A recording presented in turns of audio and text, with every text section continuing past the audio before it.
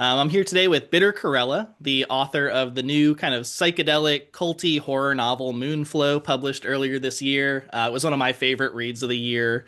Thank you so much for taking the time to chat with me today. Yeah, anytime. Thanks for having me. Yeah, my pleasure.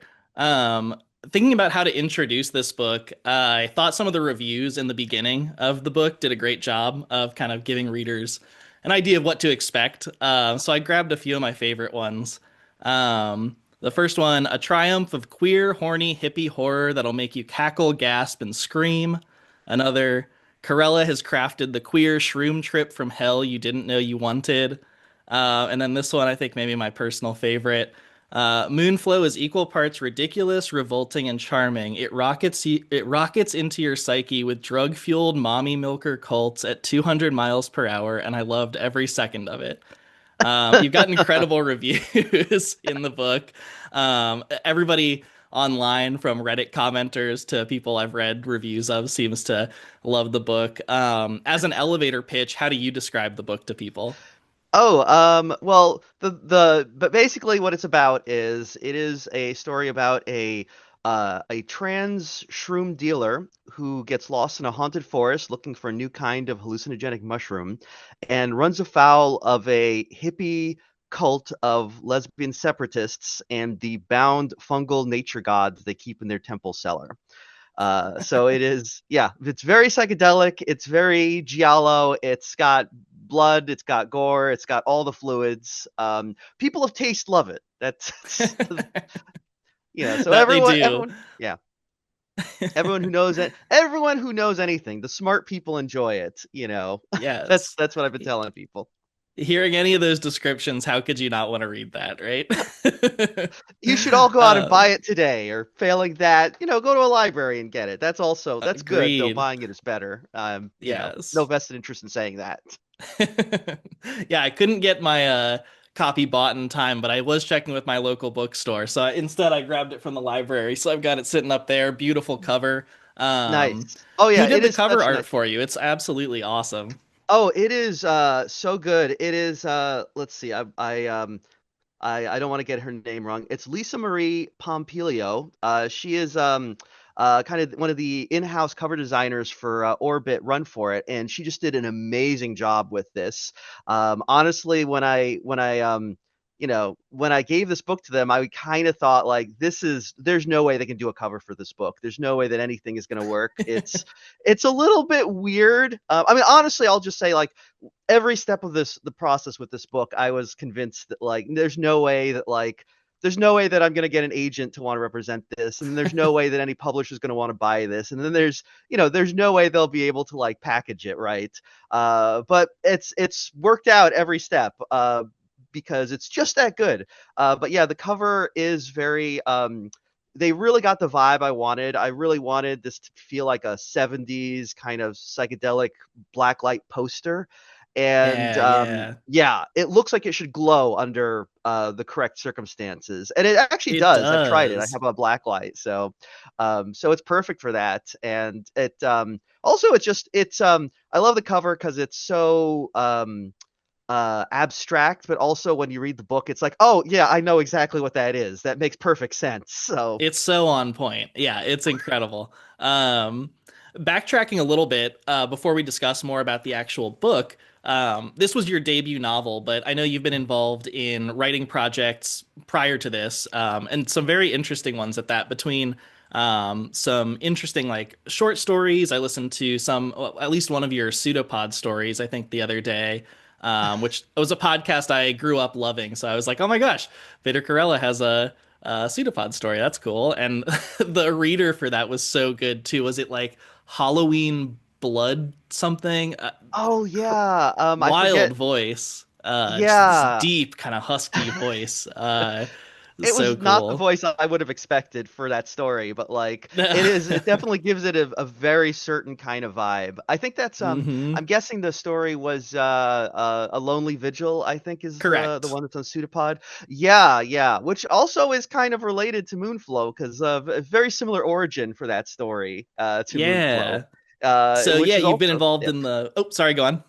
Oh, I was just gonna say it's like it's an I guess it's the topic of this podcast, is related to that because it also involves um for entertainment purposes, I'll just say, not that I'm actually confessing to any sort of,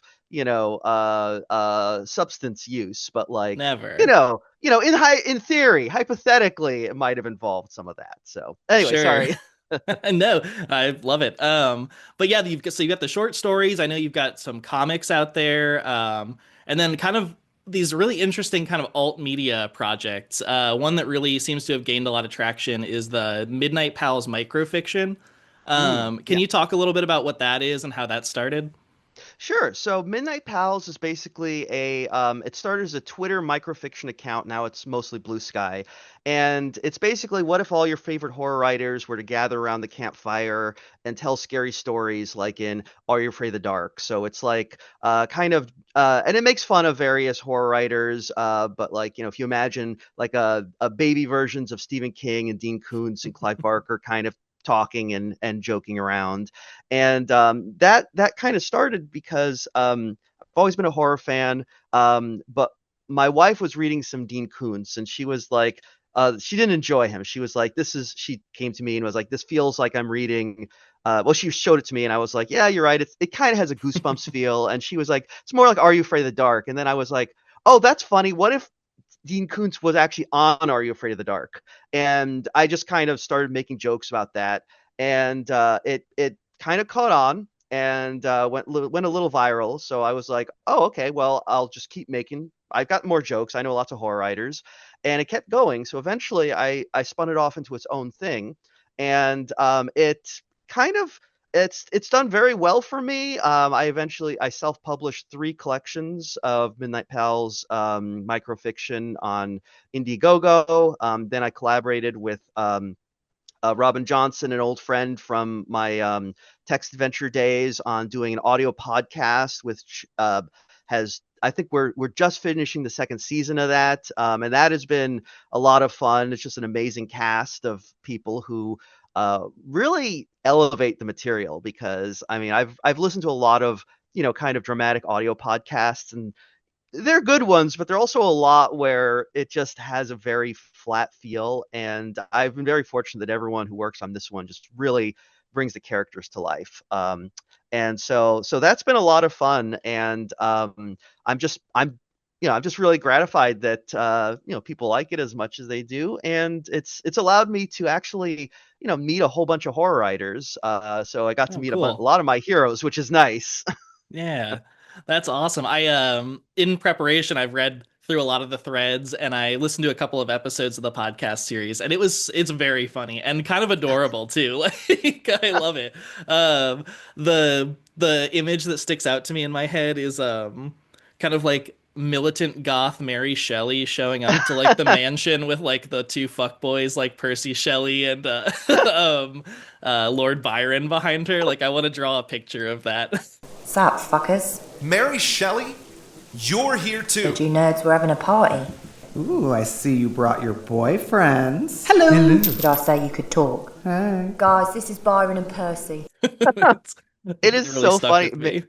Mary Shelley really became a fan favorite of in Midnight Pals, which is a funny thing because when I was writing it, usually when I kind of try to make fun of writers, I'm like, okay, I mean their characterizations in Midnight Pals have not a lot to do with the actual people, but I try to get at like what their vibe is and kind of what they feel like. So Stephen King is kind of like a doofy dad, and Dean Koontz becomes like a little kid, and Mary Shelley just kind of became this very like this kind of badass goth girl, Hmm. which I think is actually kind of, I mean, if you read about her life, it's like, yeah, this actually kind of tracks. That's kind of Yeah, for how sure, for sure. she's like, when you read about her, like, oh yeah, having, sex on her mom's grave and carrying around her boyfriend's like, blood in a vial. It's a very like Ozzy Osbourne type stuff. So she was like, she's a lot of fun to write. I kind of have to use her sparingly because she's a little like Animal on the Muppets. She kind of just shows up to break stuff. So, you Sure. know, sometimes like, yeah, but it's part of the bit in writing these things. But Yeah, I love it. It's a really fun project. Has comedically kind of embodying these famous horror writers helped you think about your own horror writing, or helped you kind of, I don't know, analyze that meta part of horror and the different things that horror writers bring to the table? I mean, I definitely like it. It definitely helps me think a lot more about um, dialogue, Hmm. especially when I'm writing, because I'm kind of a very description-heavy writer, and I can just go like on and on and on and kind of forget. And I wouldn't say that character building is really my strength, at least not naturally. So when I started doing Midnight Pals, and I had to rely on only character dialogue to really establish who these characters are to the point that like people reading it can kind of, if you've read it long enough, a lot of the jokes just rely on you knowing, what the character is like and having an image in your head. So that was really kind of a very quick education, I guess, because Hmm. I've been writing for a long time, and I think that really. I mean, not to pat myself on the back, but I feel like doing Midnight Pals has really helped me understand a lot more how to get into characters' heads and really work with characters, which honestly is like really what writing is all about. Because Hmm. if you can read like a book that's all description, and it's like, well, that's kind of boring. There's no human element to it. So really getting into the human, the humans involved is really what makes a book sing. So I mean, I don't know that I would be where I am today if I hadn't lucked into Midnight Pals and getting that to work for me. That's awesome. It's been really fun to kind of dive into it. It's been really fun to read Moonflow and then realize you kind of have this backlog of really fun work to start engaging with. And one of those things I was really thrilled to discover as I was prepping for this interview was your itch.io page. Oh yeah. And I've really fallen down this rabbit hole of these text adventure games that you've made, specifically All Visitors Welcome and Toadstools, both Mm. which take place in the same setting as Moonflow. So I wanted to ask about those. I guess first, how did you get into these text adventure games? And is there like I didn't realize there was such a culture around this online. And then did Moonflow kind of evolve from the series of text adventure games? Yeah, so I got into text adventures because I'm very old, and when I was growing up like that, I played a lot of I guess mostly Sierra and LucasArts style point and click adventure games, but I also played some older ones that were just text like Zork, or ones that were more text heavy like the Time Quest and Sorcerers Get All the Girls series. Um, so I do have a kind of a love for that style of game. And I found out because I had a friend who used to they were writing text games, and they would enter them into IfComp and things like competitions like that. And so I thought like, hey, I could do that too. So that's kind of where I got started on just getting into that. With All Visitors Welcome. And well, when I started doing text games, I really liked using the medium for horror, because I feel like there's something in it that really works well, because it's all text. You're getting very just involved in there's no visuals, there's no sound, so you really are just relying on text. And very often, like by slowly doling out information to kind of build an atmosphere. So I found it like kind of a natural medium for that genre. And so when I did because Toadstools especially, which is a Twine game, I really like the way that you can play around with, like, you click on a link and get one sentence, and you click to Hmm. go to another, and you get it very slowly, which kind of builds this very like a kind of almost claustrophobic, oppressive atmosphere, because you're not getting a lot of information. And so that was kind of that was really where I liked that aspect of it. And All Visitors Welcome is it's a parser game, so it's a little more traditional, like picking up objects and using them. And that, I feel like, it doesn't lend itself as well because it's less narrative. But I really kind of was trying to get at something similar, where you're the atmosphere of just being alone in a place, and very Mm. getting information very slowly as you uncover things, and seeing how that could be used to kind of build an ambience. Now, both of those are So All Visitors Welcome is actually based on uh, my that's basically like that's my old job basically. I used to work at Oh, a cool. state park. I was a not a park ranger technically, but like an interpretive specialist was the term that I Yes. had. Basically teaching kids about pine cones. But so a lot of All Visitors Welcome came from my experiences in that job and just kind of Mm, running a visitor center alone out in the boonies and just kind of the culture of the California park system, which is this very like it's a very weird combination of you get like the way it works. So it's funny because it's kind of like if you ever read Game of Thrones, they go to the wall, they have what is it the Brotherhood up there where they have the three yeah, kinds. yeah. They've got the Rangers, the Stewards, and the Builders. And California State Parks is basically the same thing. They've got rangers who are law enforcement. They've got interpreters who are educational, and then they've got maintenance who just fix stuff. And so Gotcha. these three very distinctive park cultures that mesh very weirdly, I've noticed. But like, yeah, I had to deal with a lot of as an interpreter, I dealt with a lot of like weird park ranger bureaucracy there, which also kind of comes into Moonflow a little bit too, It does. It because does.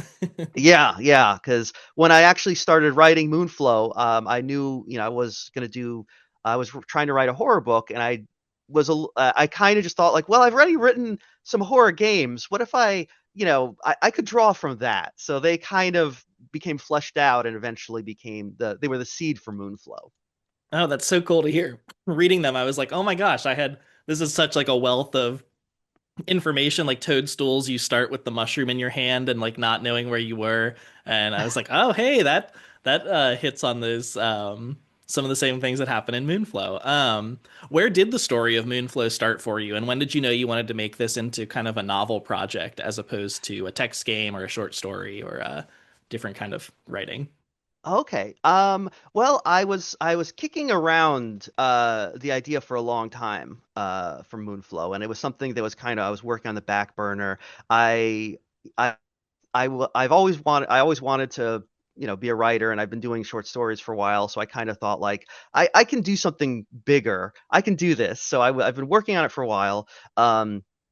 It I pretty much was figured like, well, you write what you know. So I was taking a lot from a lot of Moonflow came from my work at state parks. So I drew on that a lot. Also, just living in Northern California. I live kind of up in the hippie woods of Northern California. So this is an area where you have this again a very weird mix of like granola freaks, but also like militia dudes. And it's weird because like, you go out to a lot of these towns and it's all like, like everyone has like a Gadsden flag and like Tibetan prayer flags. And it's like, that is a combination that does not seem like it should be, but that's kind of this area.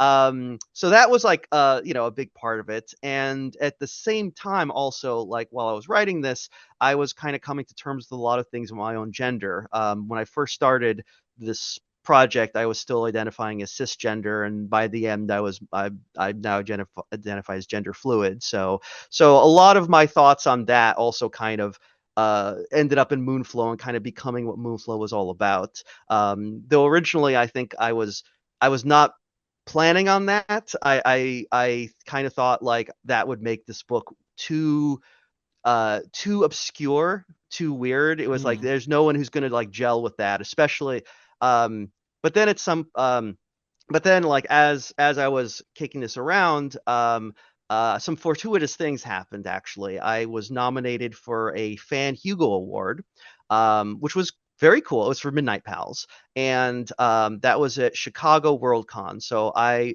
basically said, well, this is never going to happen again. So I'm going to go out to Chicago for this. So I was out there, and while I was there, I met John Baker, who is an agent with Bell Lomax Moreton, and he basically he he knew me from Midnight Pals, so he was like, "Hey, come, why don't you come to the bar? I'll get you a drink." And I was kind of thinking like, "Oh, I know what this is," because he's an agent and he's represents some horror writers.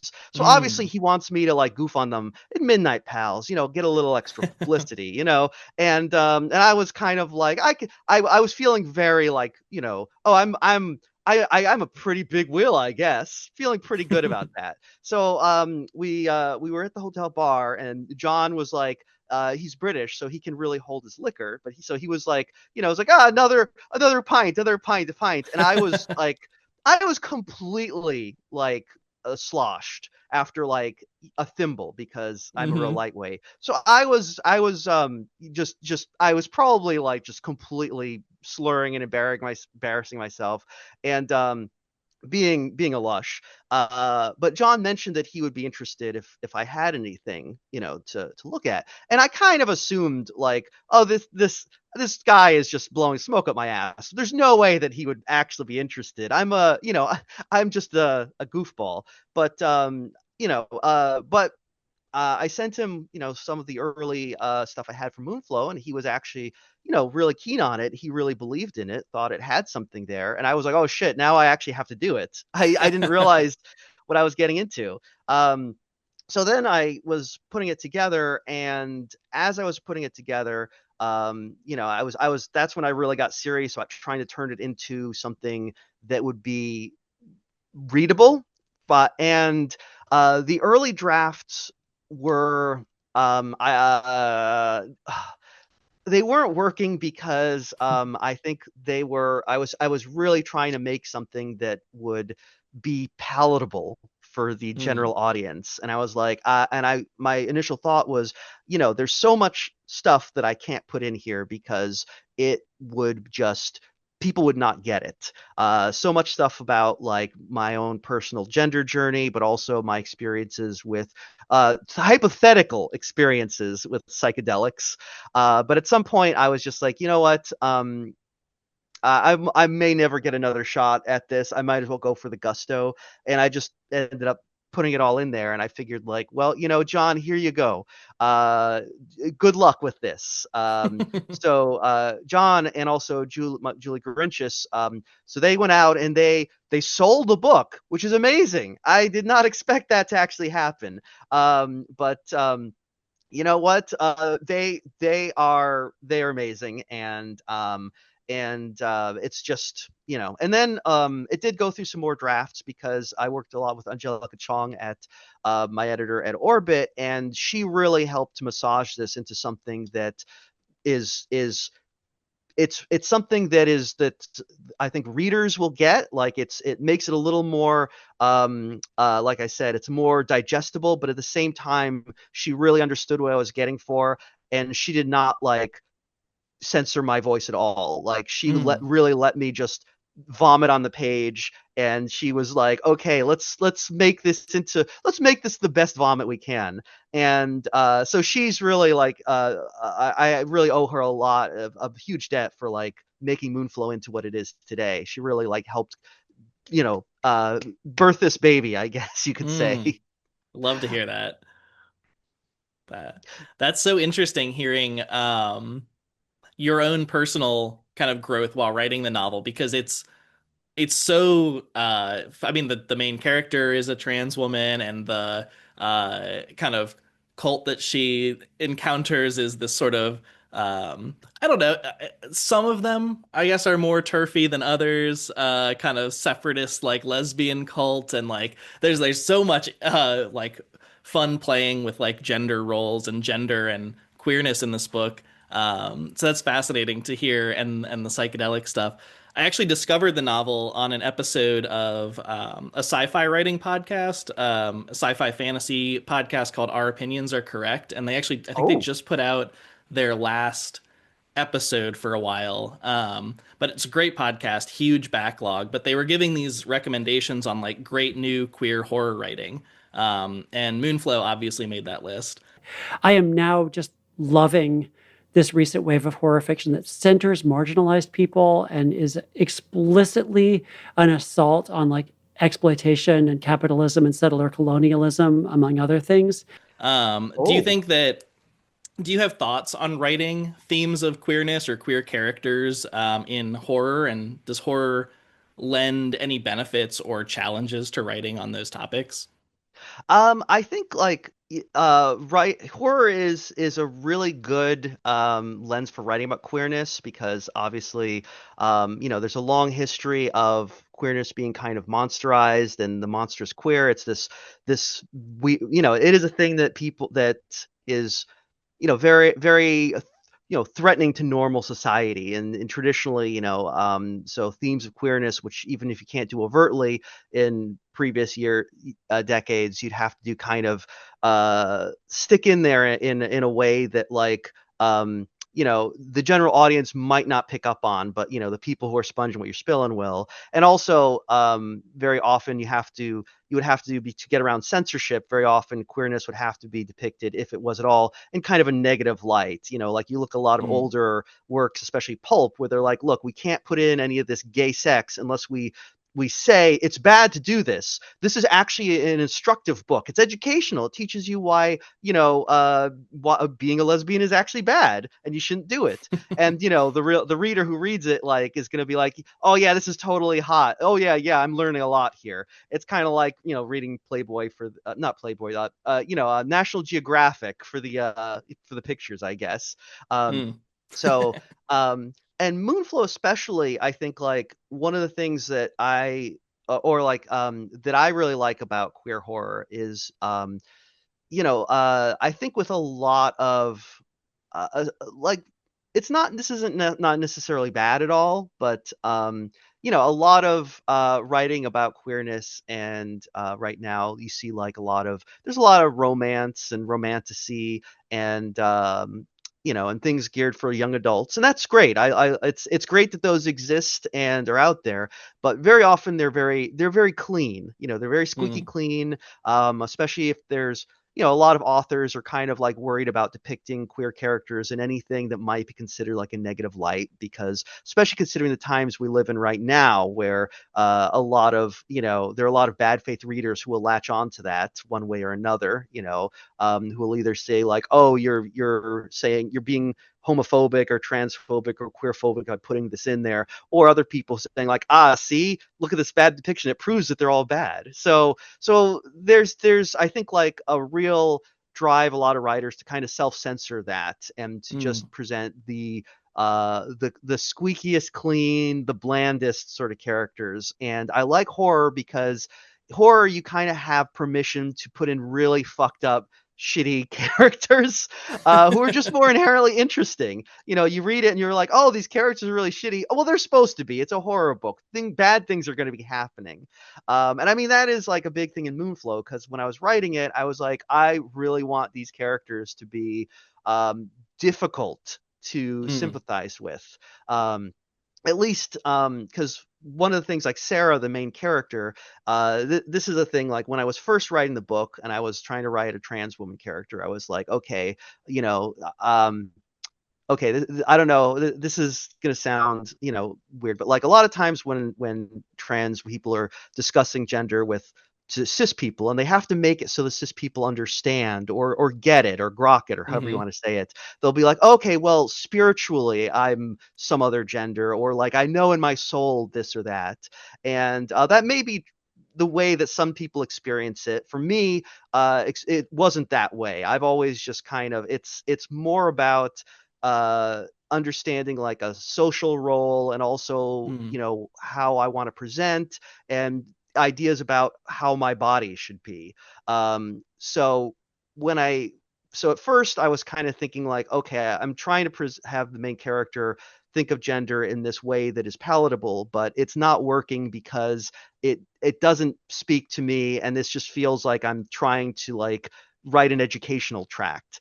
And so mm. eventually I was like, I'm going to try and make this so that it's actually slightly difficult to sympathize with. So cis readers will be challenged a little bit.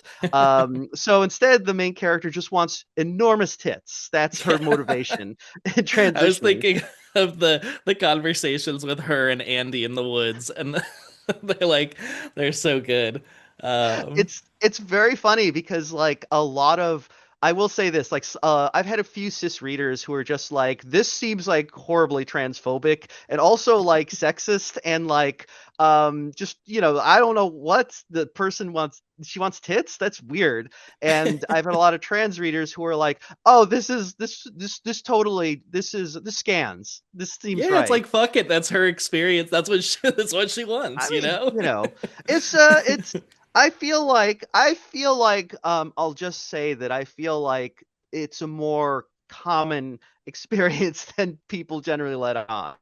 Yeah. But everyone's different. Everyone's different. So but yeah, like, so there's a lot of that, and also like some of the things that, like, I definitely know that, like, when I was writing this book, there's another character in this that's been very controversial. There's a member of the cult called Pickles, who is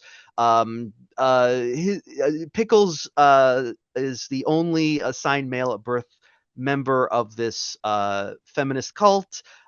He's always referred to with male pronouns in the book, but he's a eunuch. He's been castrated, and he's kind of the toady for the cult leader. And I kind of, when I was writing Pickles, it was this idea of, like, there's how um I kind of wanted it to be indicative of how, like, cults don't make a lot of sense. They will change the leader will change their own rules depending on their whims, and everyone just kind of goes along with it because the leader. So that was part of that, and also just the idea of, like, how very often, like, people who don't fit in, or don't kind of who can't come to terms with their own self, will end up kind of in these positions of, like, sublimating themselves through a more powerful person who kind of, like, Hmm. becomes their literal cult leader in this case. But, like, I've gotten, some people have just, been like, read Pickles and been like, this seems very, like, MB phobic. Because and it's like, well, you're not wrong. It's not a very positive depiction of a character. But Yeah. that, I feel like that is part of horror, is having this ambiguity, that it's part of horror is sitting with discomfort. And I like the idea of having characters that you can't quite pin down. They're not easy to really figure out what they're all about. Yeah, yeah, that's great. And what you said about the kind of cult leader dynamics there were so many times I was actually discussing this with my partner who read the book too and was a huge fan. And one of our favorite things was the way Mother Moonflow would kind of consistently like encourage certain behaviors or say things were okay, and then um, when things maybe didn't go her way, or something kind of flip, and all of a sudden it was their fault, or it was like the person who she had encouraged was like in the wrong or something all of a sudden. Like I'm thinking of one scene during like a big ceremony in particular, where she kind of welcomes Sarah in, and then Sarah was in the wrong. um, but yeah, that's really interesting. um, and then I've got a couple other themes listed here too to jump on, and one of them, like we had already talked about, is kind of this psychedelic mushroom theme. There's a lot of mycology in both Moonflow and the Toadstools game, and from like these home grow setups in Sarah's apartment, to like this range of psychoactive effects that can be achieved from these mushrooms, to I think one of my favorite additions in Toadstool was the pharmaceutical company's like mushroom field guide. I Mm. thought that was a funny addition, that it's written by this pharmaceutical company that definitely won't pay $100 per fruiting body for like the king's breakfast mushroom or something like that. Um, when did the kind of fascination with mushrooms begin?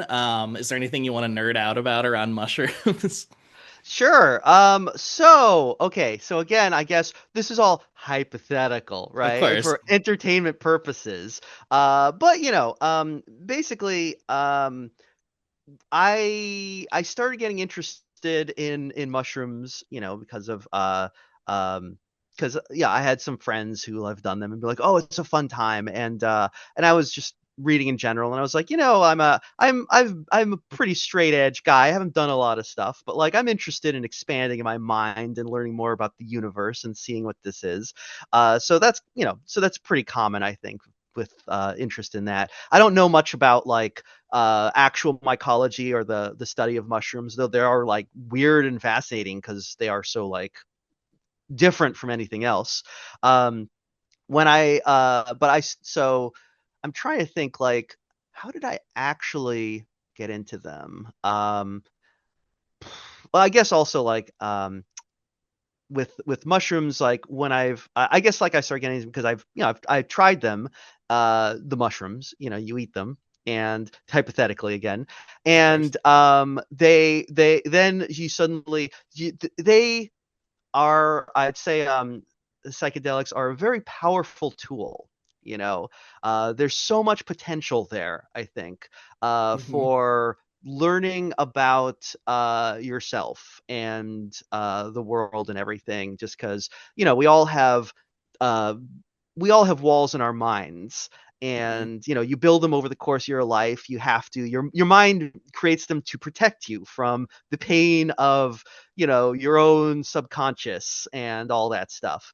And there's a lot of substances that you can take that will kind of break down those walls and make you come face to face with your inner self and all that. This is very like stereotypical like hippie talk, which is why when I first did it, I was very much like, oh yeah, I know what all this is. This is exactly what I would have expected. It's all that kind of Freudian stuff that like you that you expect, that when you experience it, when you meet a hippie and he's like, man, you got to expand your mind, and it's like a lot of that. So but at Hmm. the same time, I found it is kind of true, because like it really does allow you to see with a new perspective. Like you Hmm. see so much about you understand that so much of the way we think of the world is very blinkered.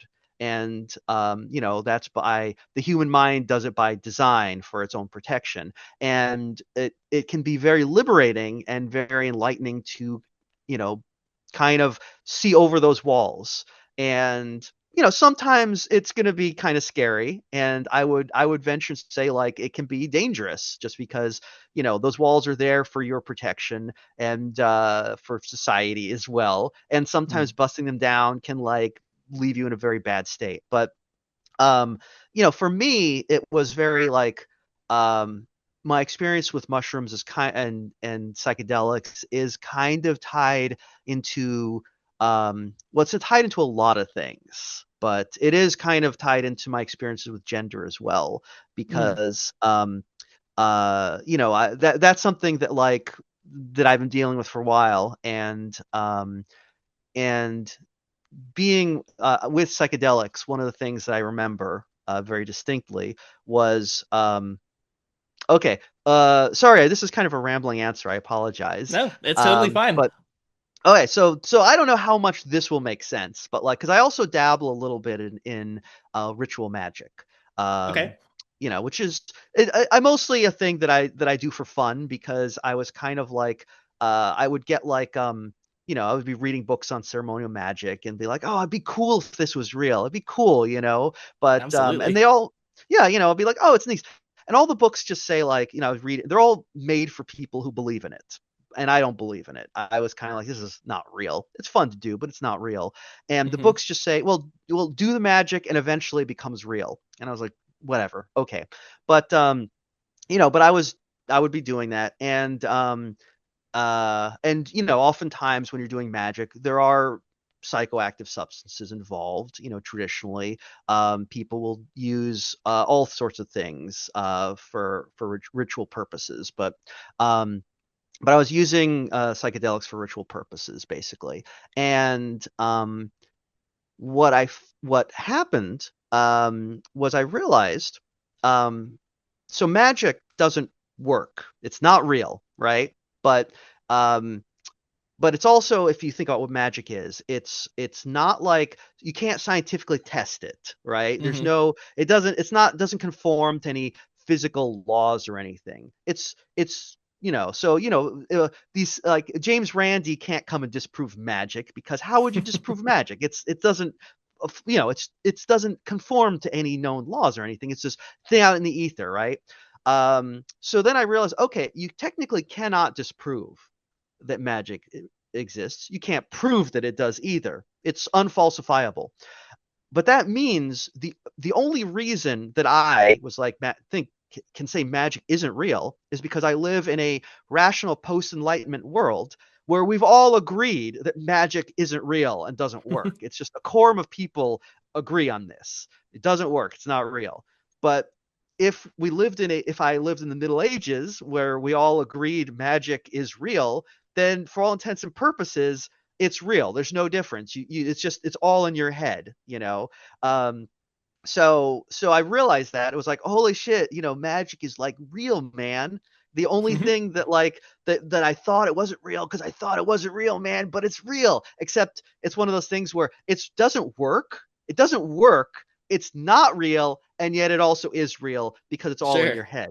Okay, No, I so get that's that. yeah. So that's like it's very like, did I just blow your mind? But anyway, so I was It's like like, meaning oh, okay. making. It's kind of like what you Yeah, assign to it there. Like how, yeah. exactly. It's a sort of thing that like, if you get it, you get it. Otherwise, you just sound like a crazy person.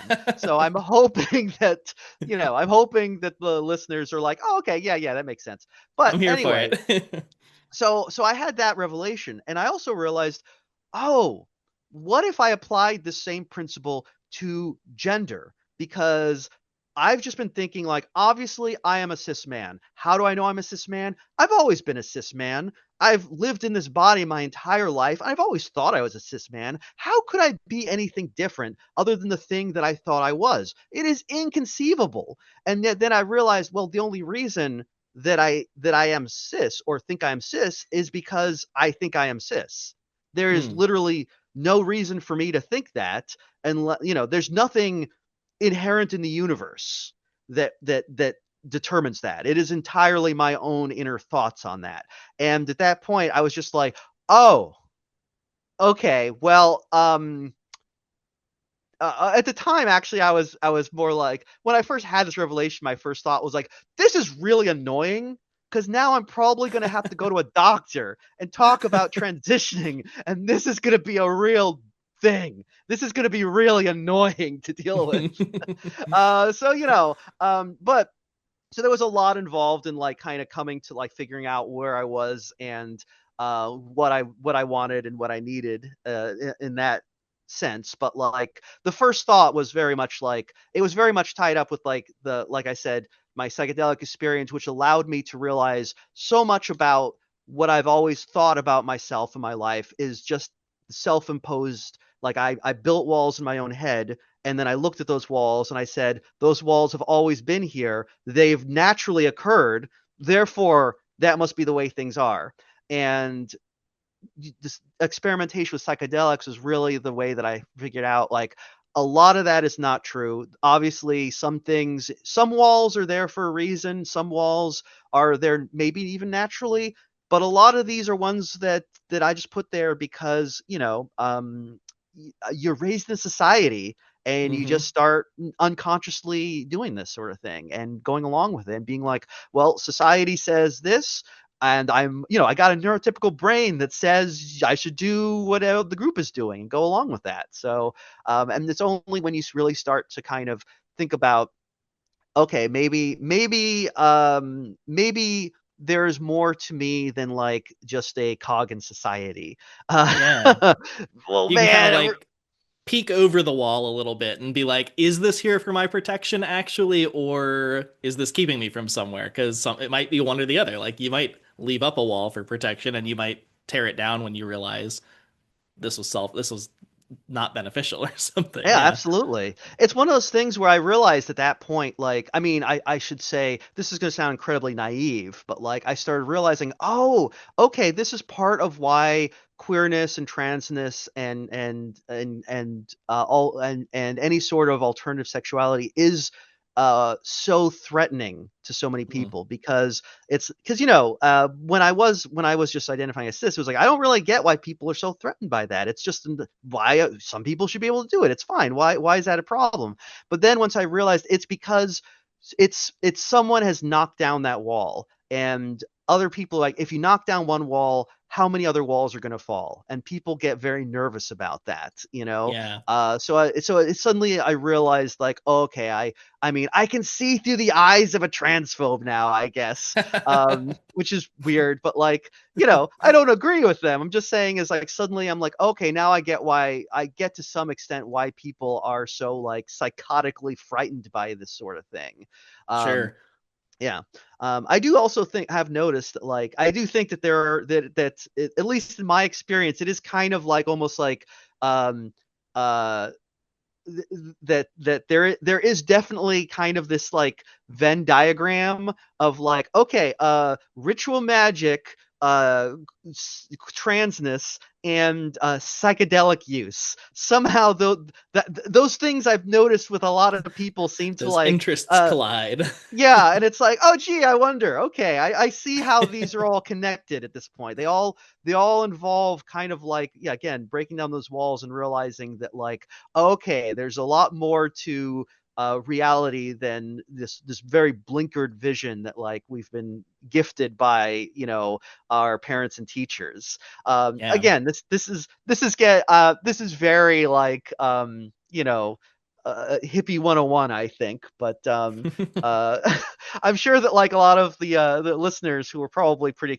who are, in theory, hypothetically experienced psychonauts will Hypothetically. be like, yeah, no shit, Sherlock. But No, it's um, great though. I think it's a really cool intersection. And if there was something that also kind of laid at that intersection of that Venn diagram, I feel like Moonflow is like encapsulation of ritual magic, psychedelics, and transness in this really cool way. Where what was the period of writing this? How long was it? And because it almost sounds like a perfect like encapsulation of a lot of the themes that you were maybe grappling with or dealing with while you were writing it.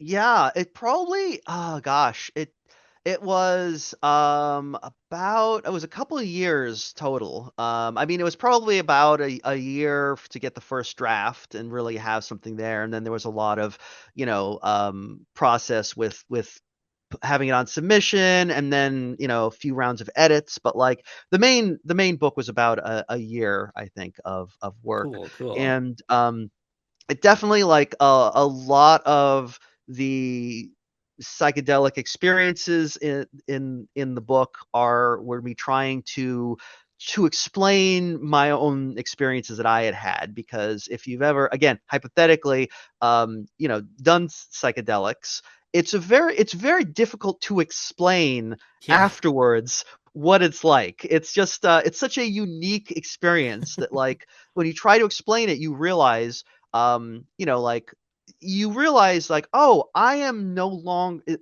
I guess what I should say is, like, when you do a magic ritual, a lot of magic rituals, they involve this idea of liminality. You start the ritual, you're one person, you go through this experience, and then you emerge at the other end, and you are no longer the same person. You have been Hmm. fundamentally changed by the experience.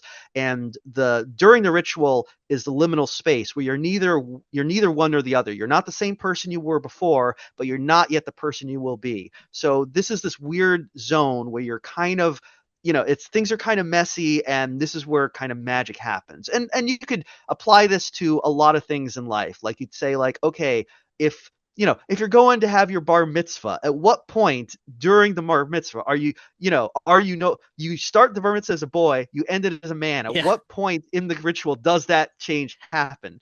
And any sort of ritual that we go through, whether it's a wedding, a birthday, anything, kind of has that tension in it. Yeah, But it's totally. Yeah. And a psychedelic experience is very much like that, because you start it as one thing, and when you end it, when you've been through it, you realize, I have been, in some very small way, fundamentally changed by this experience. I'm no longer that same person. I am the same, but I'm also different. And that is something where, Mhm. and you're talking to someone who hasn't gone through that, it sounds like an insane thing to say. Like, it's how do you get someone who hasn't been through that to really understand? Um, Right.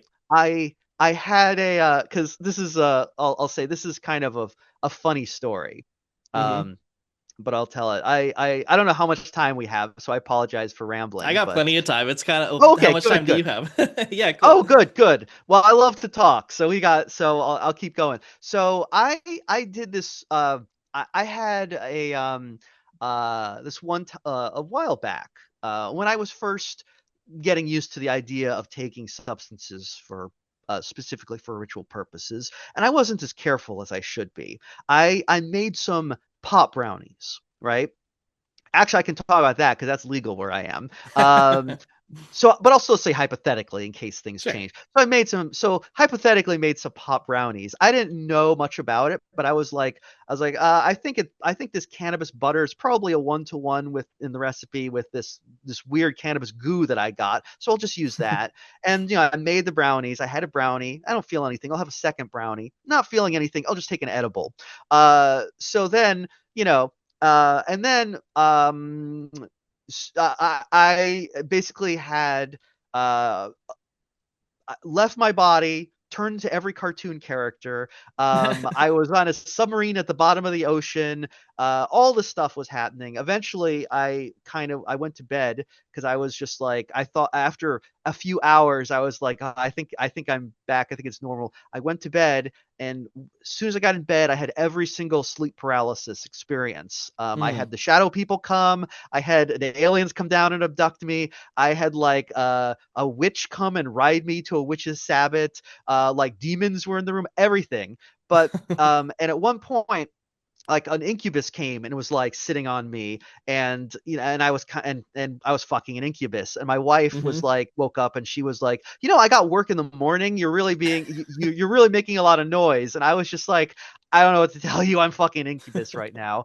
And she was like, well, if I turn you on your side, will that help? And I was like, maybe. So she flipped me over, at which point the incubus just starts spooning me instead, and I was like, all right, that's fine. But anyway, all this crazy stuff happened.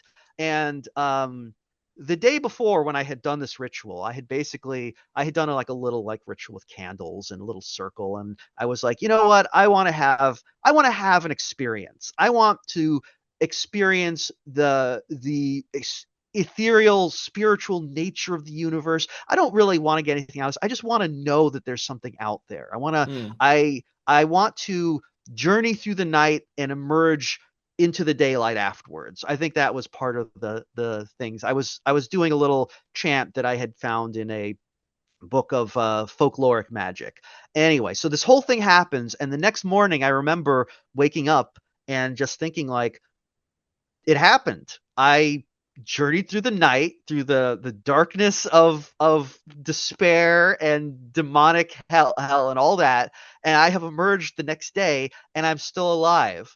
And it was I won't. It's an interesting thing because like uh I don't know that I got anything out of that experience that is tangible. Like Mhm. I didn't learn any important lesson from it. And yet when I think of that experience, it's very clear to me that like I think of that as something where there was my life before that experience and my life after it. And Mm. it's hard to Mhm. pin down exactly, like I'm I don't know that anything, I couldn't point to anything that changed. I couldn't point to one thing about me that is different now than was before that. But at the same time, I just feel like that was something that I feel like, having gone, you cannot go through something like that and the next day just be like, oh yeah, everything's the same. I don't, I'm nothing's different. It's something that just by its nature, you having experienced it, you are different now. And I mean, that's true for everything in life. Every experience you have changes you and makes you into a different version of yourself. Mhm. It's just that, a lot of psychedelic ones, it happens real fast and Yeah. real like, you're suddenly like, oh, okay. Because afterwards I was basically telling my wife about this whole thing, right? And I was like, they were like, it was crazy. They were like demons and like witches and aliens, and I was all over the place. And she was like, wow, that sounds terrible. And I was like, no, you don't. No, it wasn't terrible. It was actually like, um, it was unpleasant while it was happening, but at the same time, kind of thrilling. And just like, Mm, it just afterwards, I was just like, that was an incredible experience. And very yeah. often I think of it and I'm like, it would be kind of cool to experience that again. But then whenever I think about it, I was like, no, actually, it was not fun. It was not good. I'm not Yeah. actually I'm not gonna chase that again. It's gonna be I've been like, there. it, Yeah. been there, Like, we don't have to go back. yeah, it's one of those things where when you are having a difficult trip, it's not good. Like Hmm. afterwards, you kind of afterwards with hindsight and like the benefit of time, you kind of think more of it and like what maybe you're getting out of it, what your brain might have been trying to teach you, and you can kind of get stuff out of it, and a Yeah, lot of the yeah. unpleasant stuff kind of fades from memory. But like, at the same time, like, there are times when I'm like, oh yeah, that was kind of fun, and then sometimes I'll like take something and I can feel it going that way again. I'm like, oh no, no, no, no, Please that's not what I no. wanted. No. Yeah. I will say that, Yeah. like, so it's definitely something that but yeah, I will say, like, because I had, a friend who was very kind of like very judgy about my thing, because they were like, well, why do you do this if you have such a bad time? And it's like, well, it's hard to explain because, if you haven't gone through it, first of all, you can't really explain it. But also, they were all very much like, oh, well, because they were making fun of me for having a bad trip, and like, Mm. what's wrong with you? And then they had one, and afterwards I was like, yeah, now see what it's like, Yeah, because yeah.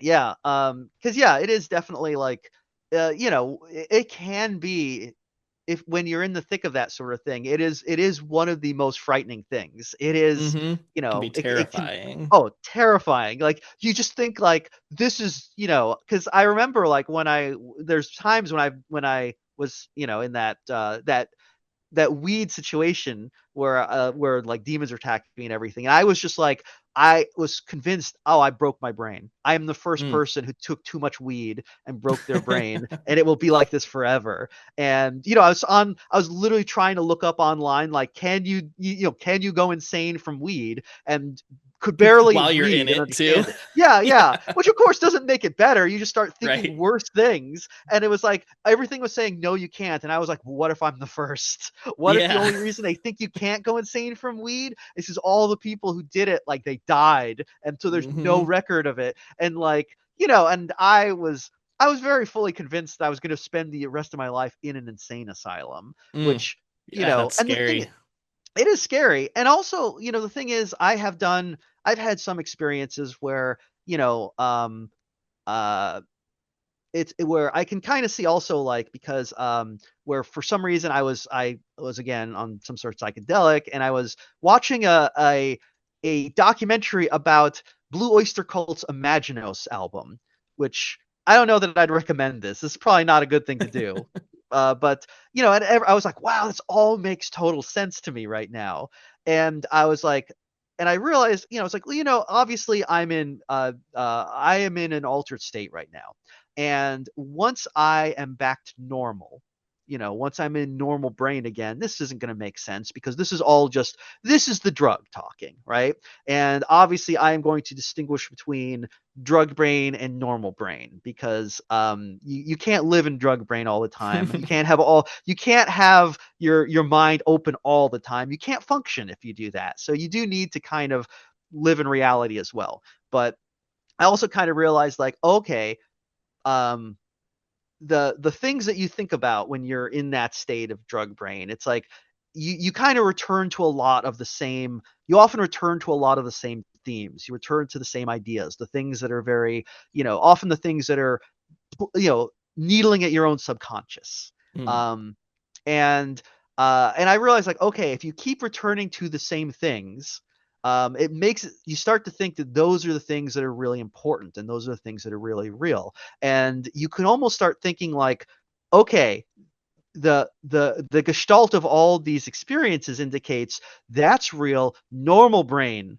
when you're in the normal world, that's the illusion. Yeah. And when I started thinking that, I got real scared because I was like, oh no, now It's I've like a finally fine done it. line where you have to Yeah, kind of toe between those two things. exactly. It's one of those things where you realize at a certain point that like these experiences will make you weird. You know, you will just be a weird person because, you know, to some degree your perspective will be different, and you won't really be able to like people who haven't been through these sorts of things, you know, you kind of can't connect with them on that level. You have to either Hmm. hide it to act normal, or if you like let it out in front of them, people are gonna be like, okay, that's a little strange, you know. Yeah.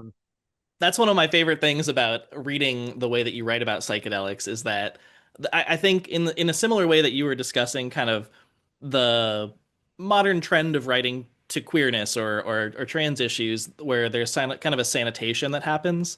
I think in a similar way, there's kind of a trend right now as psychedelics are becoming more mainstream and sort of medicalized, to write about them in a fairly sanitized way as well. Of like, you do this thing, you come out on the other side, you're better for it, you're healed, you're something, you're more adjusted somehow. And I Yeah. think I always think like my favorite metaphor for psychedelics is like I think they're less like a traditional medicine and more of like a thrill ride or something, Mm. in that like yes, you can go on a roller coaster, you can go skydiving, you can go do these like thrilling things, you can go whitewater rafting, and like you can get a lot out of that. And you can come out on the other side feeling like more free than you've ever felt before. You can also come out on the other side feeling very nauseous and kind of terrified of things. You can come out with like insights about yourself that are super profound, or you can be like, yeah, I just took a weird ride. And so like I think there's sort of there's like an unpredictability to the experience that I think is really interesting, and there is this weirdness to it that I feel like gets sanitized out of modern discussions of psychedelics. And I think your writing does a really cool job of interacting with psychedelics in a way. And how people experience them and want to experience them differently. Like Sarah likes to go take them in her room with her cat, and then the drug dealer like has kind of these big rave parties, and then the Moonflow's cult sort of is a completely other experience with these drugs. And I think it's really cool. Yeah, yeah, absolutely. Thank you. I'm glad you picked up on that. That's definitely like a thing that, you know, I think about because you're right, like they are kind of right now they're coming back into vogue, and there is this medicalization that I've been seeing with you know, as a layperson, not like super, you know, Hmm. I'm not super like knowledgeable about how things are going in the scene, but like I've definitely seen um Unfortunately, I'm in deep.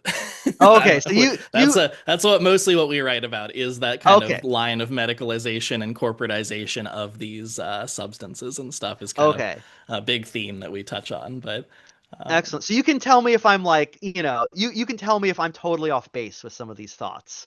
But like I feel like cuz like it is reminds me a lot, of course, of the same issue, the same thing that we had with marijuana for a long time, which is obviously marijuana is a thing that lots of people just want to do for fun or mhm. for various reasons. You know, obviously some people do it for fun, some people do it to relax, some people do it to get insights into themselves, some people do it for social reasons, lots of reasons. But you know, because America has this obsession with you know, Puritan mindset, it's like that is not enough. It has to, you know, this is, you know, there's this idea that you find in America where it's like we're only going to let you do something if you prove that you desperately need it, you will die without it. Yeah. Otherwise, you can't have a fun thing. And we see that with like how I think weed was kind of like, oh, well, it's medicinal, so therefore Hmm. maybe we can legalize it in some sense.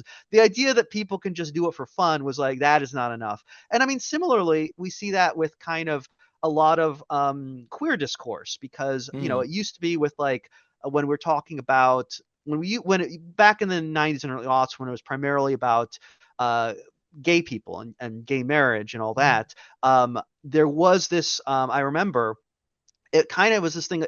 It's not like the line was, a person is born gay and they desperately need to they will be like suicidally unhappy. They can't live unless it's Mm. this thing. And at that point, like the society was like, all right, we'll allow it because you know you've it's if it's that bad. But like just the idea that people can like be gay if just because they want to like fuck the same sex, that's not Yeah. enough.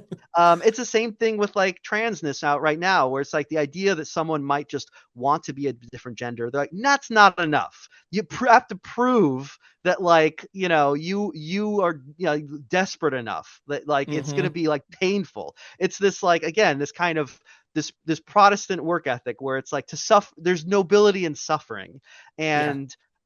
and right now I think like that's the same thing with psychedelics, where it's like, oh, people want to do this. No, no, no. We have to be medicinal. There has to be like a reason for it. And Yeah. of course that and of course once certain powers that be are like, oh, there's money in this, then things suddenly the game just changes overnight.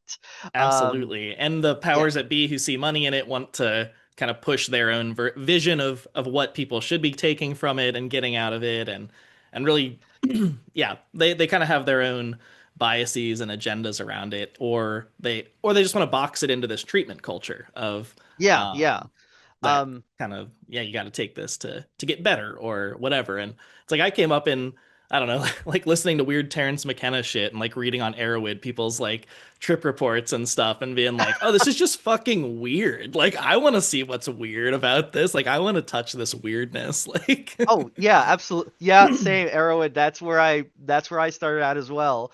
hmm. Yeah, because it is something that I feel like is so um it is so magical. It is Hmm. so uniquely human because it is something that when you experience it, it is so uniquely yourself, and everyone has their own thing. And the idea of now where it's like, no, no, it's gonna be like in boxes and it's gonna be standardized. It's so does such violence to the idea of what this is and what it could be.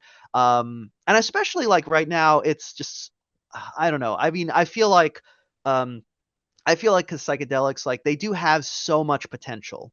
They have Hmm. so much potential, and they can do so much good. But at the same time, you know, they can be misused just because you are like one of the things I realized, because when you break down the walls in your head, you know um well, I should say, like for example, like when I was doing magic, right?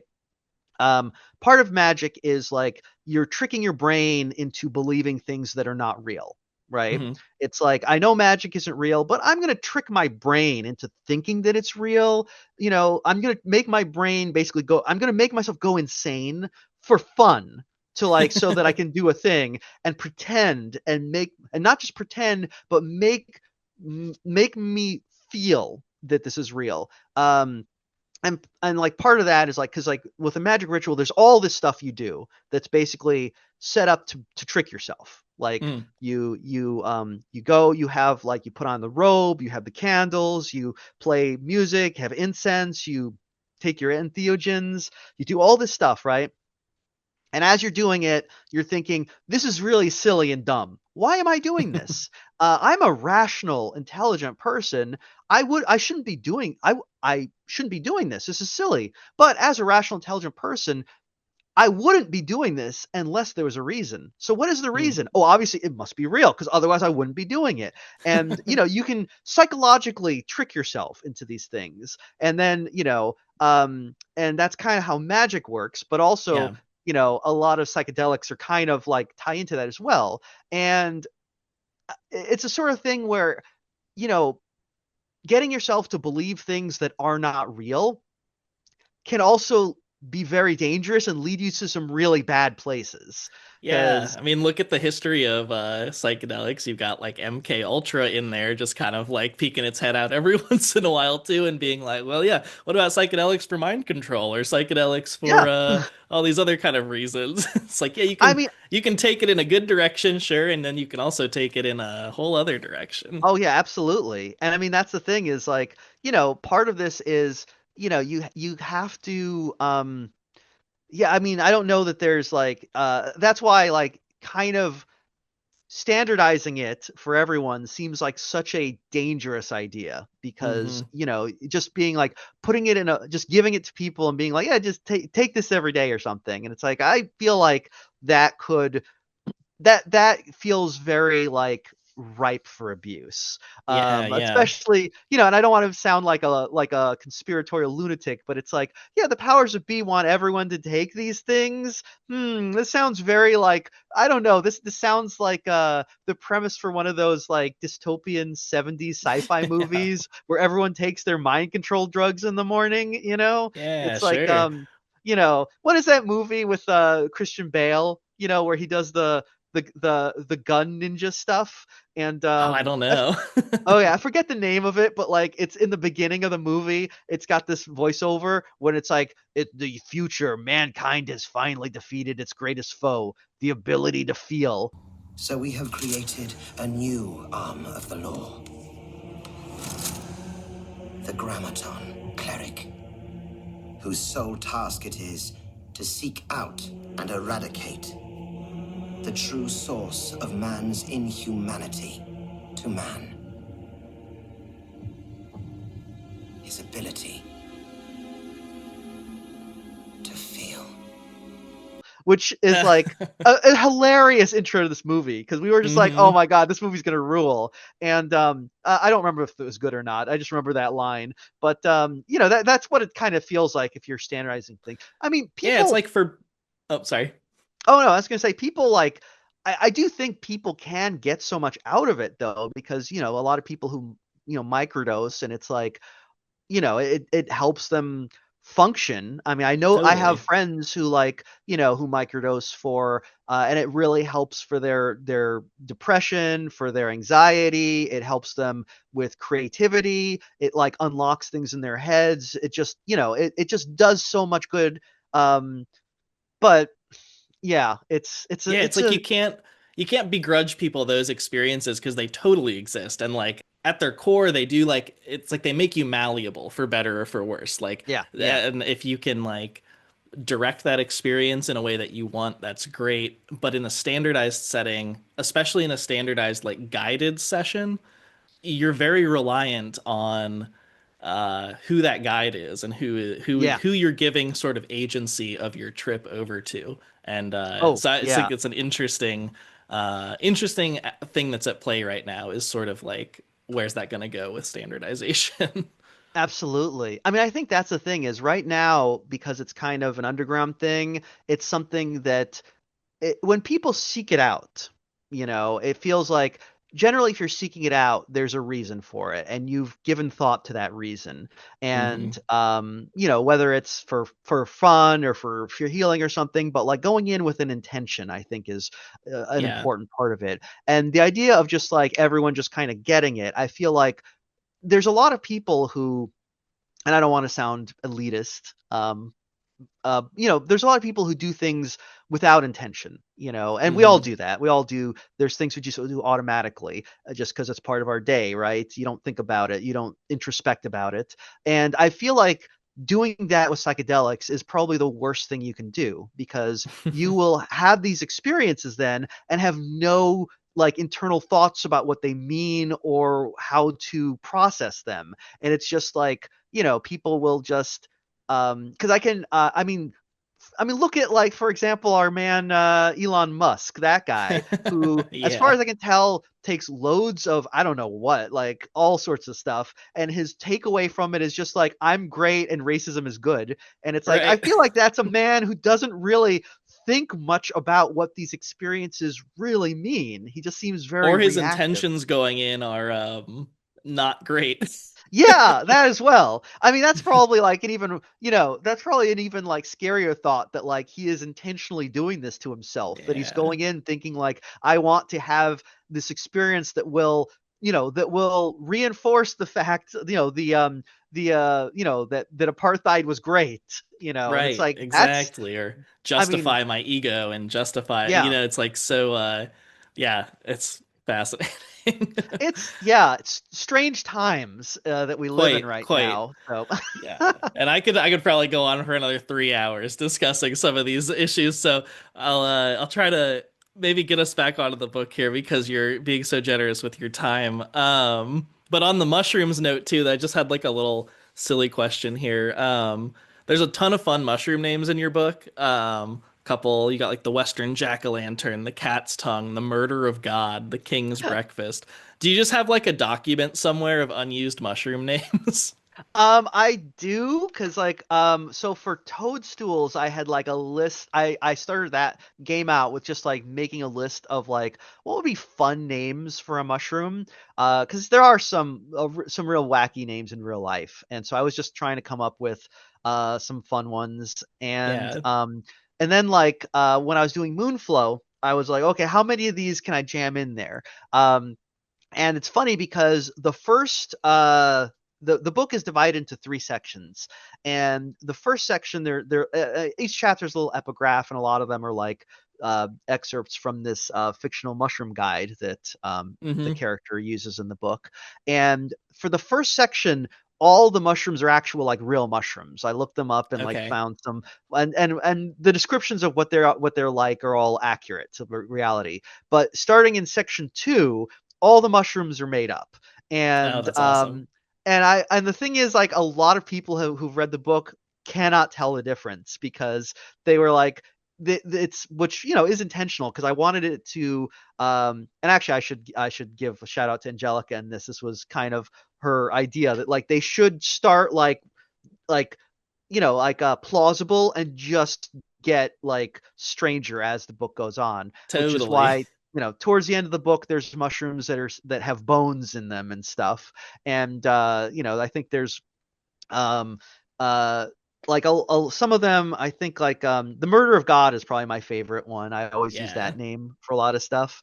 The King's Breakfast is a name that actually, okay, that one started because some friends of mine basically went to this German restaurant, which no longer exists, but it's one of these. It was this fancy German restaurant, like a Ratskeller type place, I think, that was in the Bay Area. You go down in the basement, they have the windows that are all like the yellow beer glass type window, Oh, sure. Yeah. and what they had this item on their menu called the King's Breakfast, which was apparently like one of those like fancy dishes where if you eat the whole thing it's free, I guess. And Oh, sure. it was like 15 different kinds of sausage, 12 kinds of bacon, like an omelet the size of like a garbage can lid, which has like, and so it was just like all this, just ridiculous amount of food. And it was just called the King's Breakfast, which I thought was like, when I heard that name, I was like, I feel like that is a great name for something that's not a Yeah. breakfast. I can't think of what it is, but like the King's Breakfast. And so when I started writing Moonflow, I was like, I feel like this is the name of, this is going to be to really so that the audience can instantly get the majesty of this mushroom. Like, this is the Yeah. mushroom everyone is after, the King's Breakfast. So that was really like, that was kind of like the one thing I think that was really non-negotiable from the beginning, was that that's got to be the name of this mushroom. Which gets a little confusing, I think, because like the cult call it Moonflow, so Mm. there's some different names. And Moonflow be, by the way, I'm just gonna say this, Moonflow, I can't believe, I can't believe You that got it titled? I gotta title that because I was certain that at some point someone would force me to change that. I'm so glad that they let me get away with it. Yeah, It it's was great. great. I showed this book to my sister and she looks at the title and she was like, "Is that menstruation?" And I was like, "Not in the book, but that kind of is that is kind of what I was thinking. It is kind of Yeah, a joke on that because it's thematic with the femininity of the cult in the book. But um, totally.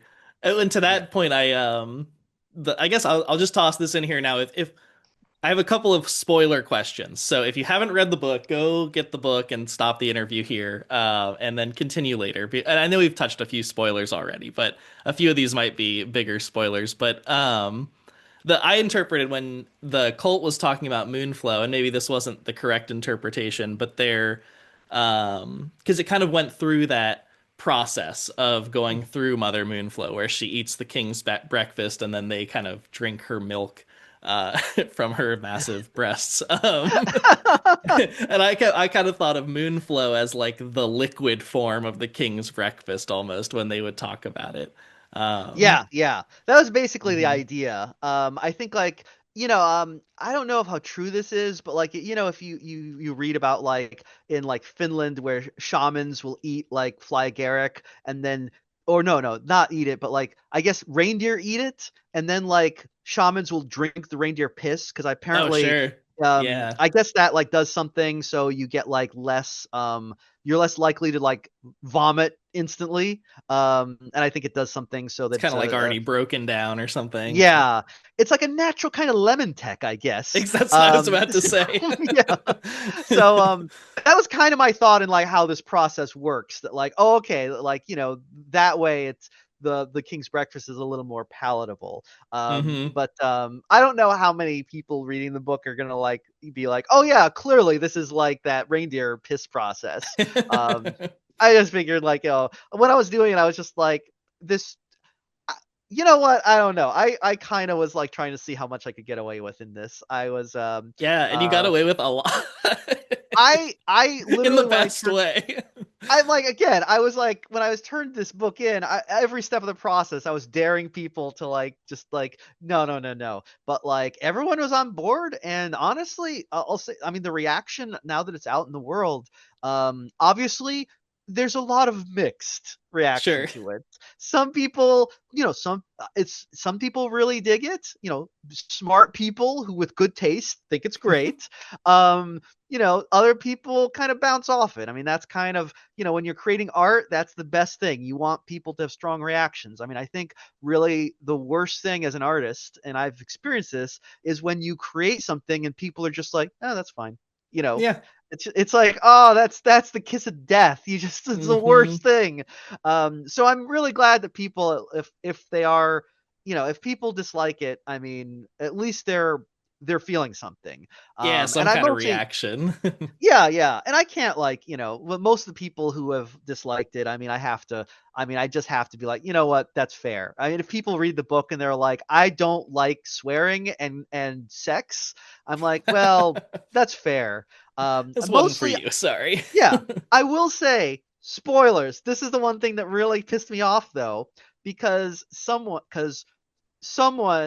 several people have been like, well, I don't like this book because their a cat dies and Oh, the cat what? doesn't die. The cat I is was about to say, fine. wait, they kind of missed something, don't they? Nothing happens to the cat. I think because because I was like I wanted to provide content warnings in the book. I thought, I'm not generally I'm kind of indifferent on the concept of content warnings in horror because I feel like, you're reading a horror book. You know what you're getting into. But at the same Hmm. time, I thought like, you know what, this one's got some kind of wild stuff in it. It might be good to have some content warnings. Sure. I mean, just in case. Because I was doing a book signing, and this little old lady came up and was buying the book, and I was kind of like, "Oh, do you read a lot of horror?" And she was like, "Oh no, I've never read horror, but I think this would be a good first horror book." And I was just like, you know, Sure. I was like, I would love to make this sale, but I can't in good conscience tell you that it's a good first horror book. You may want to consider maybe, I don't know, uh R.L. Stein first, or just but I was like, just read the content warnings, because Hmm. there's a lot in here. But like, one of the content warnings is violence against animals, because there is a scene, spoiler, where someone throws a beer bottle at a raccoon. Yes. That is it. But I know people are kind of weird about animal injuries, so I thought, just to be completist, I'll put that warning there. Yeah. Is and people have just read that warning and immediately assumed that it's the cat. And Ugh. it's like, I mean, it's one of those things where it's like, okay, if just don't read the book. But I mean, it's weird that you read the content warning, read the book, and then forgot how the book ended. Like, Right. It's but kind of like remember the content warning. It's like, tell me you what? didn't finish the book without telling me you didn't finish the book kind of Yeah. thing there. I mean, some people, honestly, I'm just like, reading comprehension seems to be not your strong suit. Yeah. I think not to be kind of churlish there. I tried to track it down, but I couldn't find it. But one of the favorite reviews I caught on some website somewhere, it might have been on Reddit, it might have, I can't remember where it was, but it was saying that like Moonflow is like an incredible story about commitment to a cat. And It's it's like it yes. certainly is. Oh, it totally is. Well, that was the thing, is when I was writing this book, it was like, I am the proud parent to now 3 cats. We just got a third one. And I love all my children, but Sandy is my baby boy. Sandy's my Oh. big boy. He's my large adult son. And if anything happened to him, I would kill myself. So Hmm. a lot of that was written in here, because I was just like writing about my boy Sandy in this book, because I was Oh, just like, so oh, I love sweet. him so much. And I feel like yeah, I don't know, again, when I was writing it, I was like, I don't know how many crazy cat people are out there who will really get this.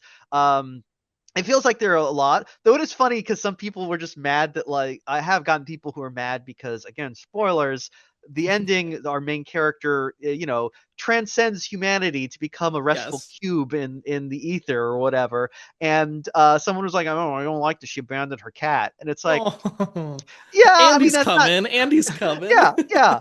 I was like, I know that's not. I was like, I mean, I don't like that either, but that's kind of the point of the book, is to show this is how big the transcendence is, that it led her to leave the cat. Yes. So, but like, people are So weird. People are weird. that was one of my spoiler questions here, was that something I really loved throughout the whole book was this sort of push-pull between, is this all sort of a fever dream psychedelic trip as far as like the Lord of the Forest, the Green Lady, the glitch, all of this, or is there actually something supernatural going on in the Pamago Forest? When you were writing it, were you aware the whole time writing it that something supernatural was going on, or was that sort of a push pull that you were dealing with while you were writing the story too? Because obviously we find out that in fact there was something supernatural at work in the woods.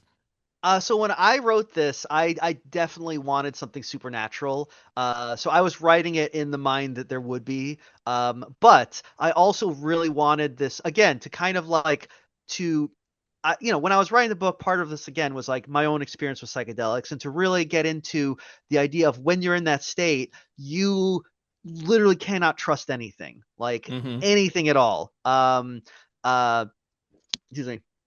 Like, one time, okay, so this is a little, maybe I'm derailing a bit, but like, I had an experience once where I was with some friends. We were hypothetically on a substance, and all of a sudden I realized, in the middle of this, like, things were going great, I was having a great time, and all of a sudden I realized I cannot trust anything. I can't trust my own emotions. I can't trust my senses. I can't trust my thoughts. And everyone else in this room is exactly the same. Like, they Mm. can't trust anything either. And my perception of what I think is reality at this point, I don't know what they are perceiving as reality at all. Like, we don't know, right? And I remember suddenly just having this insane panic attack because someone was like offering me like, we had a pizza. It was like, would you like some pizza? And I look at the pizza and I'm like, how do I know this is pizza? How do I know? Because obviously it's a pizza. I'm looking at it and it's a pizza. But like, I know I can't trust anything. And this person is saying I should have some pizza. How do they know it's a pizza? Possibly we're so fucked up that they have gone and gotten rat poison and they think it's a pizza and I think it's a pizza and they may be inadvertently poisoning me. I wouldn't know because, you get so just insane thoughts, right? Mm-hmm. And then my friend was at one point like, hey, come on outside. And my first thought was like, why does he want me to go outside? What is he thinking? What is going through his head? Because like I'm descending into paranoia, right? And Mm-hmm. maybe he is too. Maybe he is also paranoid and he's looking at me and he thinks that I'm plotting against him because he can't read my feelings. He can't read my face. He doesn't know what's going on. And maybe he's going to take action proactively against me because he thinks that I'm plotting against him. And when I walk outside, he's going to fucking kill me with a shovel. And that was my thought, right? And so when I say that like some of these substances can be a little dangerous, this is the sort of thing I'm talking about. And so what I did was I was just like, okay, I know that I am not thinking rationally, and I know no one else is either. And I know that like if I freak out, if I start like flipping out about this, it's cascade effect. Everyone is going to The big freak chain out. reaction. Exactly, right? That is not good. So I am going to pretend everything is normal. And if someone else freaks out first, that maybe whatever, we'll deal with that. But I will not be the first one. I will not be the one to cause the cascade reaction. So I need to just walk outside like everything is normal. And if he kills me with a shovel, I will just have to accept that. I will just deal with it, you know? And so I just walked outside and he was just like showing me the moon. He was like, look at the moon. It's Yeah. so big. And I was like, oh yeah. And afterwards, like my friends were like, wow, you really can't handle this. And I was like, honestly, I feel like I handled it really well because I Yeah. feel like if I actually couldn't handle it, you would have had a really bad time. But like Yeah, I in fact did not act on the paranoia. exactly. Yeah. But there's that experience where like, again, when I speak of it now, in my rational brain, it sounds like, why would you ever think that way? That makes no sense. But like when I was writing Moonflow, I really did want to kind of tap into that sense where you just cannot trust anything at all around you. You just feel like so completely untethered from what reality is. And so there's a lot of sections in the book where I was trying to really make it so the reader also felt that way. There's this subplot in the book where some of the cult members go out to perform basically a Charles Manson style murder. And this entire section of the book, I wanted to write this in the way that like it feels like it's unclear how much of this is real and how much of this is actually like just their own hallucinations. And it was like because basically they go out to this town where they get chased by like a gang of cops. And I was trying to in this I was describing the cops, and and one of the characters mentions this fact that all the cops, they look basically like tanks. And there's this description where it's like, well, it's because cops only marry other cops and they only breed with other cops. So eventually they kind of become their own species. They branch off from Homo sapiens into like Homo capus, or something like that. And one reviewer was talking about the book where they're like, it's really easy to believe that this actually just takes place in an alternative world where that is the reality, where police actually are a separate species. And I was very gratified by that because that was really the sense that I wanted to have in the book, where it does feel like these patently absurd things are just normal. Like you like, because Mm. when you're in that state, we will think and feel things that are absolutely bonkers and just be like, oh yeah, that makes sense. That could be. And so that was kind of a big part of that. And I also originally in earlier drafts, I made it even more obscure. I think like, I got a lot of feedback from beta readers and editors who were like, you might want to like explain a little bit here. Mm. And so I think like now when you read the book, it's like, oh, later on kind of becomes clear that like a lot of that is kind of drug trippy, but Yeah, I tried to make it again a little bit like how much of this we never really find out.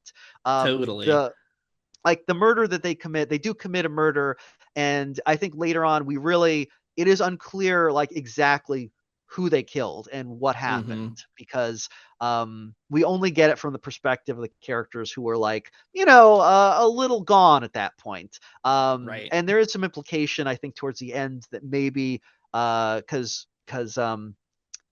we do possibly meet the character they killed again. So, Yeah, yeah. it's it's very ambiguous. Wow, am I blowing your mind yet? Yes, Sorry, I'm yes. very like, There's yeah. another scene I think of the other scene towards the end of the book too, where they're kind of in the basement, and there's the spores are all in the air, and it's kind of cutting between characters' views, and like you're seeing from one person's perspective all these like the tendrils are like coming to them and like getting them, and then you cut to another character and you see the same character sort of just writhing on the floor, and like like all it's like, yeah, what's real, what's not real, as they're in this kind of like spore heavy basement. But yeah, Man, so fun. that was Was there any so hard to read. Right, actually, oh, I surprisingly. believe it. Um, Yeah. I did not realize when I started that scene, because I did again, like it was very intentional. Be like, you don't know who's got the actual real, like who is under the influence and who is not, and who is having an accurate depiction sight of what's happening. But like every character is literally in a different reality. And when I was trying to Yeah. write that, I realized, oh my god, this is actually an incredibly difficult balancing act. And yeah, I don't know that it's entirely successful, but like I tried my best. I loved it. I thought it was really entertaining.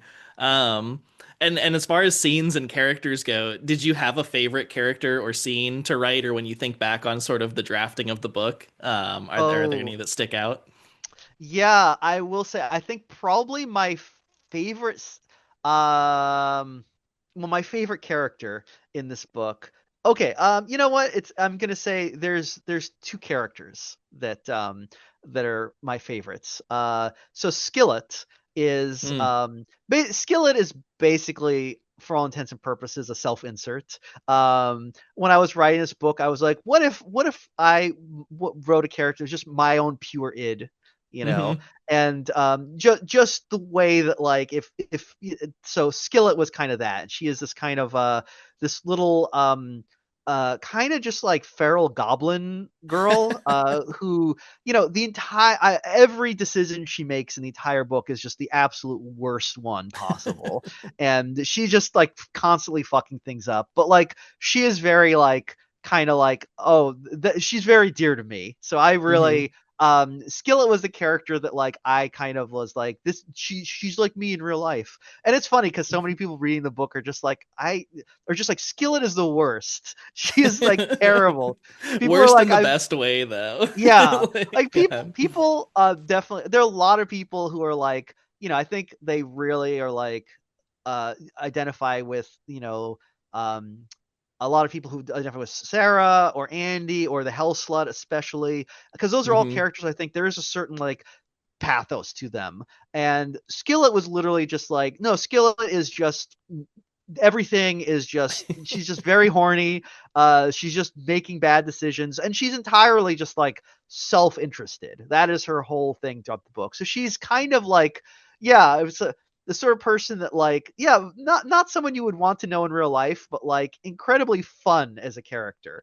And And really drives the story forward with a lot of her bad oh decisions. yeah, yeah. I mean, it just wouldn't happen without Skillet. So I just absolutely I adore Skillet. I kind of feel like, that yeah, she's a lot of my, like, when I was writing this, and I was just like, well, what would I do if I, if I didn't have to worry about like anything, if I could just make the worst possible decision. And that was a lot of skillet stuff.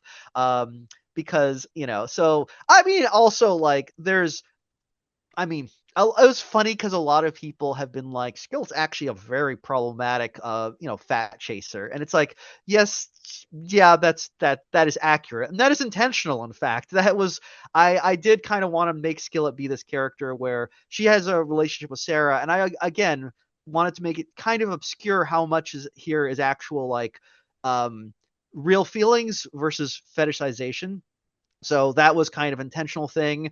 I mean, also, to be, my own prurient interest, I think that fat girls are really hot. So when I wrote this book, I was like, I'm gonna have to have some sex scenes in here. I should probably like make the characters fat so that I have some interest in actually writing it. Sure. So that's my own. That is, it's funny because like some people have been like, oh, I like the representation, the fat representation, because like Sarah and the Hellslayer characters who are fat, but like they're more realized. They're not just, I was trying to make them as fully realized characters, because especially in horror, whenever you see a fat character, they're very often just supposed to be an object of disgust. If you read any Stephen King, he really hates fat women. I always think of like, Clive Barker's Son of Celluloid, which is a great short story. I really love it, but the protagonist is this like is a big fat girl who defeats the monster at the end by sitting on it, which is kind of like, it's kind of like I think that is a little juvenile.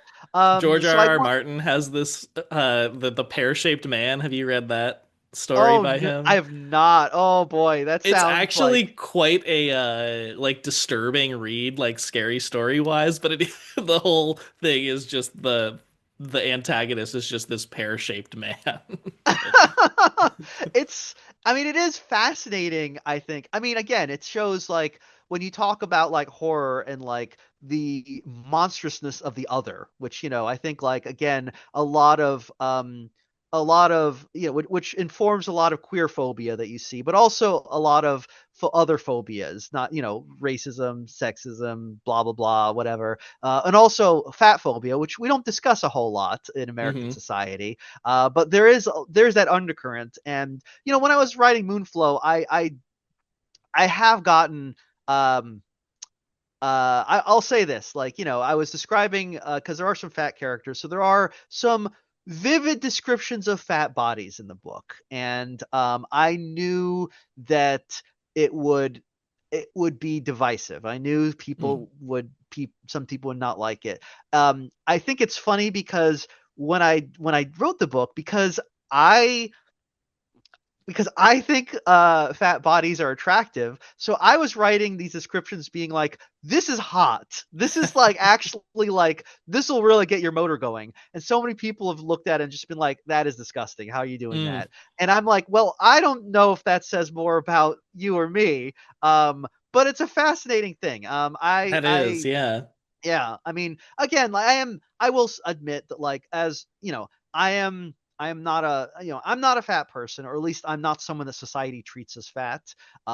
Maybe I'm a little thick, but like, so my perspective is going to be different, and an actual fat person probably, would, I don't know. I mean, I've had, I think it's definitely something where like some fat people have read the book and been like, oh, it's nice. It's actually really, it's kind of, it's kind of nice to see like, fat protagonists where the book is, it's not just about them feeling bad about being fat. Because so many like books with fat protagonists, it's like, we need to show this is we need to signal that this is a moral person by having them feel bad about this moral failing of being fat.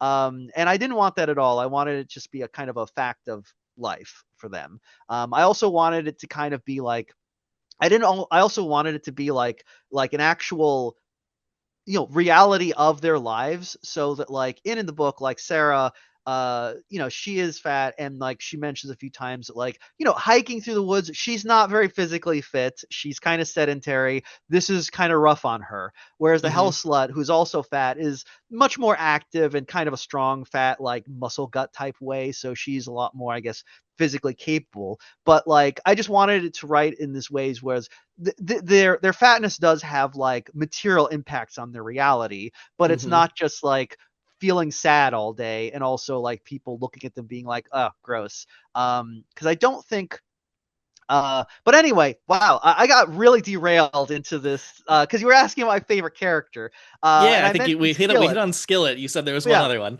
there was one other one. I went on this big rant before I because love it. I just love talking so much. I have to do I it. I'm like, appreciate it so much. well, thank you. I appreciate your indulgence here because I'm My just like, pleasure. oh, let me go on. Um, but the other character that like I absolutely love in this book, I mean, I love all of them. They're all my babies, but Of like, course.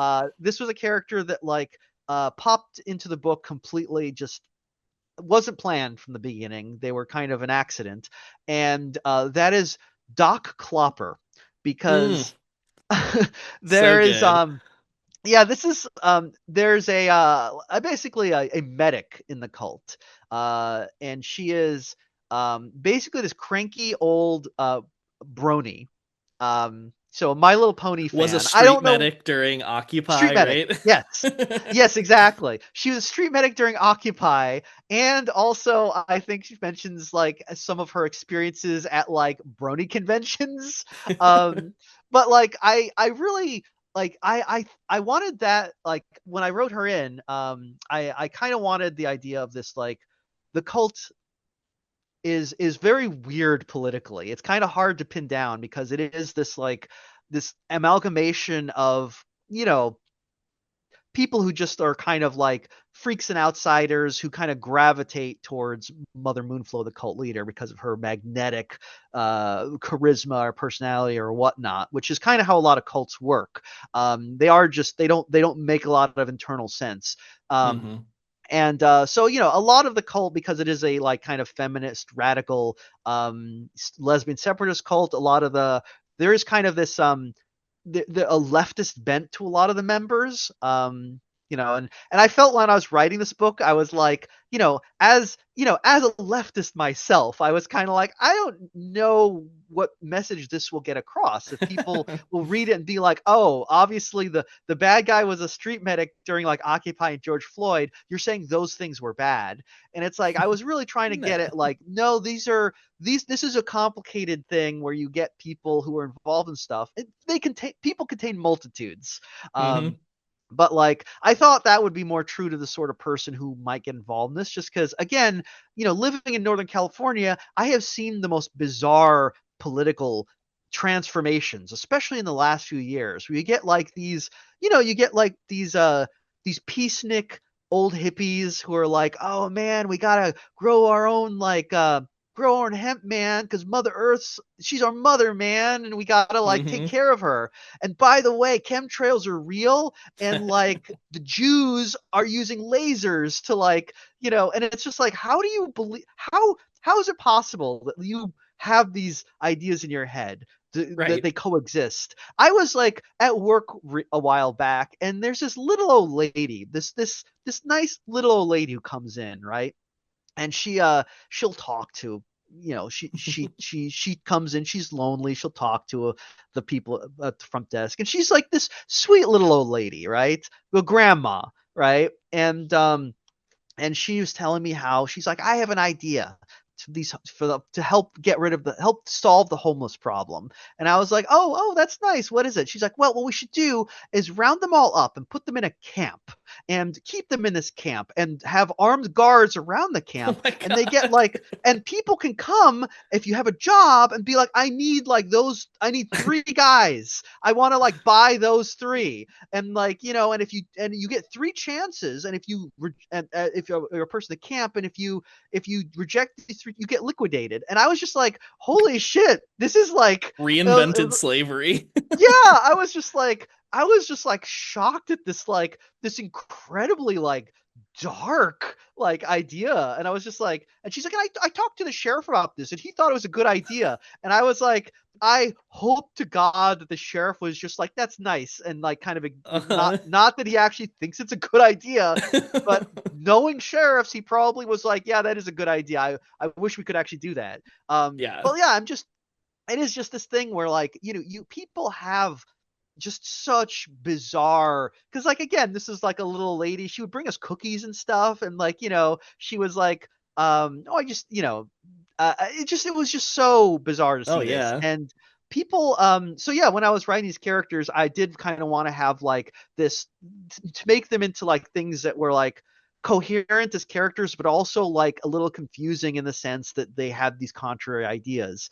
When I wrote Doc Klopper, so that was kind of like the idea of someone who would be in the cult who was like a medic, would be like some, or have some sort of medical knowledge, would probably be someone who was a street medic and had like Hmm. that kind of experience. And when I wrote her in, it was kind of like uh the thing about, okay, so again, I'm gonna go on here because this is a thing that I wrote into the book that I'm very, very self-satisfied about, but like I don't know that like it really hit. The people who got it, like if you know, real heads know.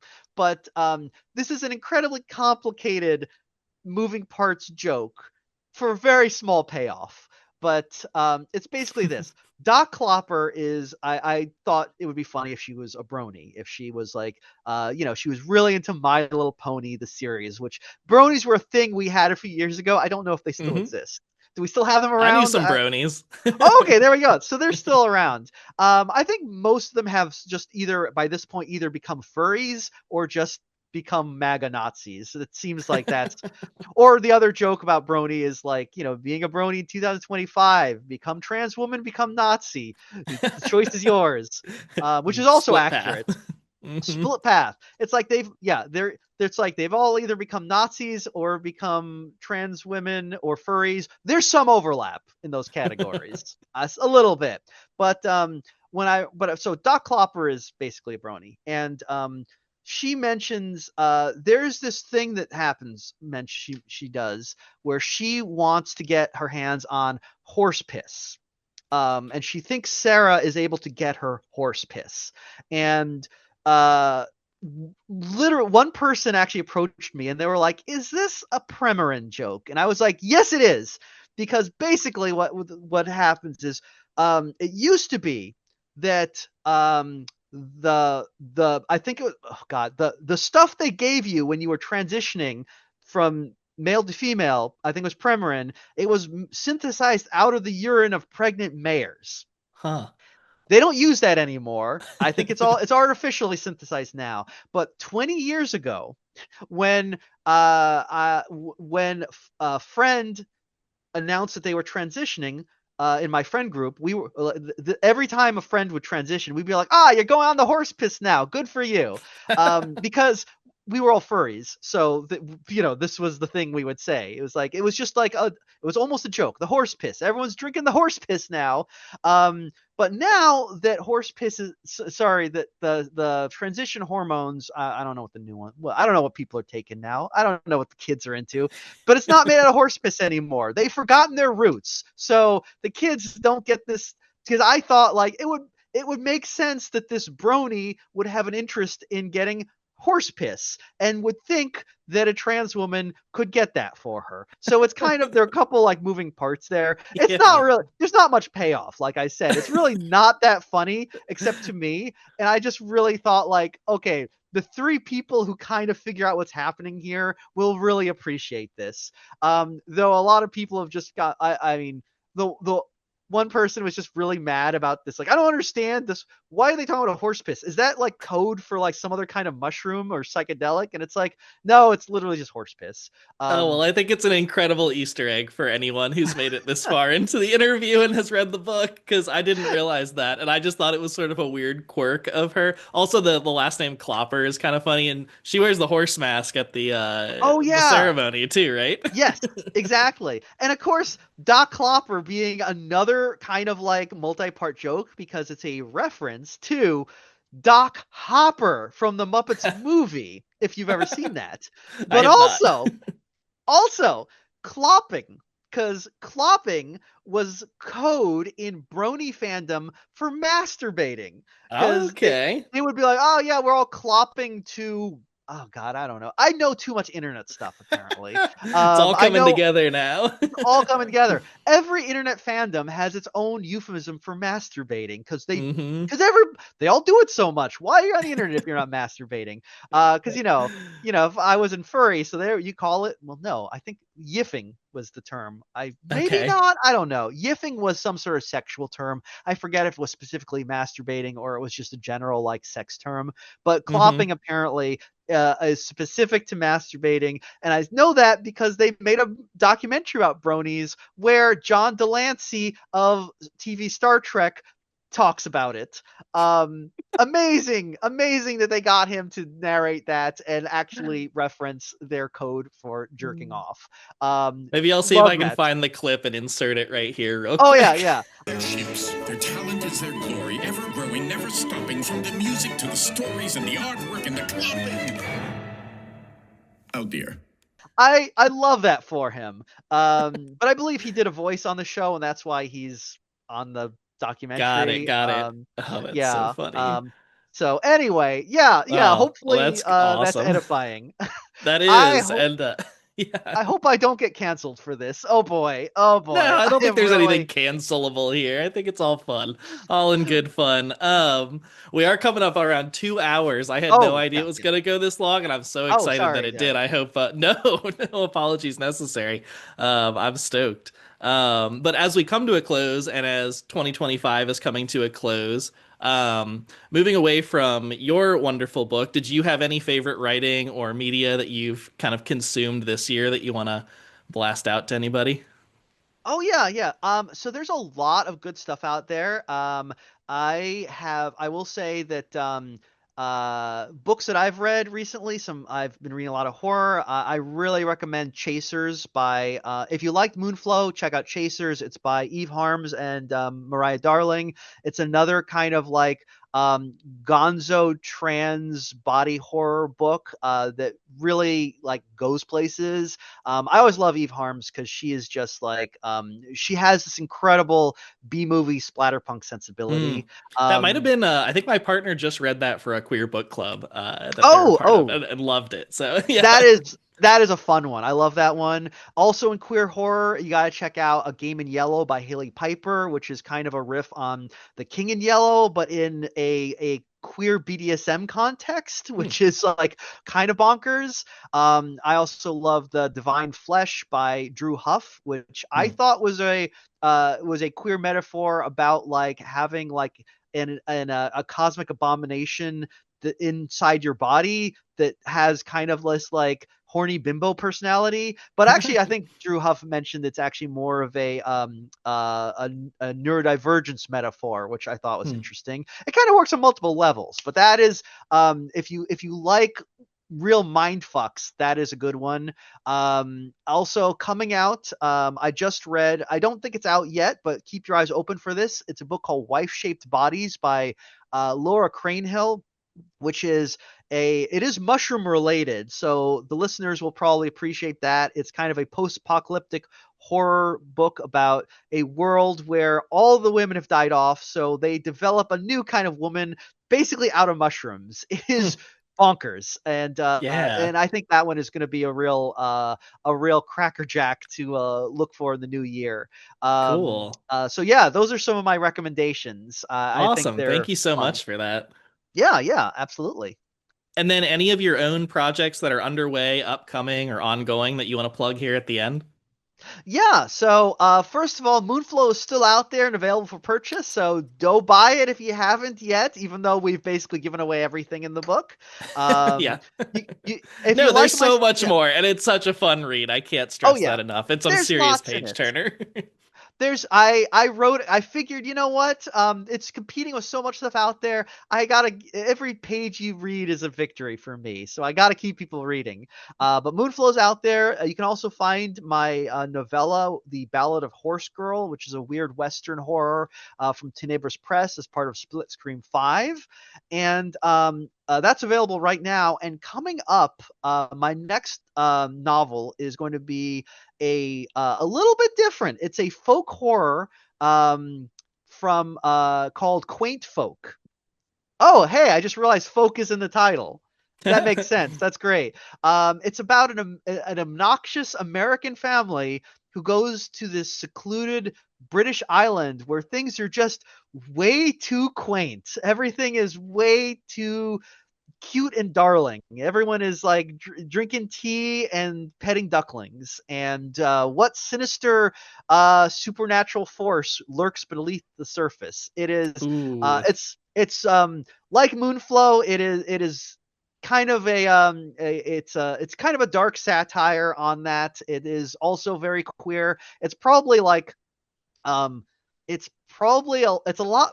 I don't know. It's less gross than Moonflow. I decided I would try to not work blue this time, show that I have range, but it ended up being like way, way meaner. It's way meaner. So I'm really looking forward to that. I think it's a lot of fun. I've had a lot of fun writing it. And so yeah, Quaint Folk, look for that Quaint in Folk. the new year from me. And Awesome. That's so exciting. Speaking my yeah. language there with kind of the strange setting and the people. Yeah, I love that. Um, Yeah, so I'm excited, and hopefully yeah, we'll see how everything goes. But buy my book, as the kids say. yes. Yes, go buy it. It's very good. And I can't thank you enough for being here today, and I'm so glad this could happen, and I got so much of your time. You've been so generous. I really appreciate it. Yeah, thank you so much for having me. Always a pleasure. Yeah.